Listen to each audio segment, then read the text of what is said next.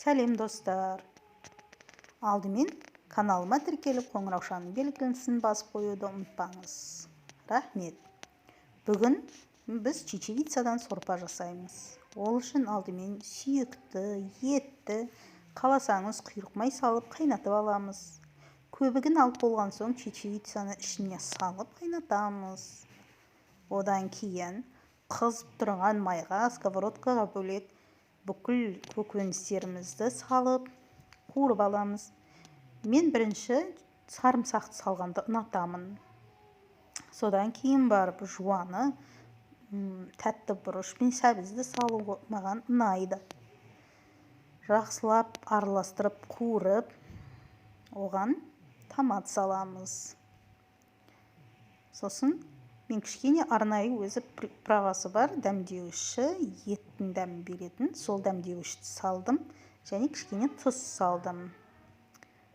Оларды өте көп салудың қажеті жоқ. Жақсылап араластырып қуырамыз. Жақсылап араластырып қуырып алғаннан кейін қайнап тұрған чечевицаның сорпасынан құямыз да кішкене қайнатып аламыз. Бір келкі болғанша жақсылап қайнатамыз. Міне мындай болсын. Соус болып тұрған кезінде, сосын жақсылап қайнағаннан кейін қазанымызға құямыз. Сковородканың ішін қайтадан сорпа құйып, шайқап алсақ болады.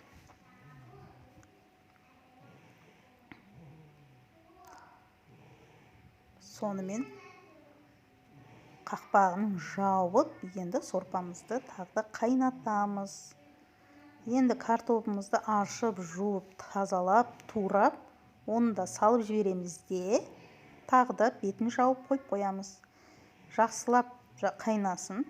Чечевицасы әбден езіліп, жоқ болып кеткенше, пюре болып кеткенше қайната беруге болады.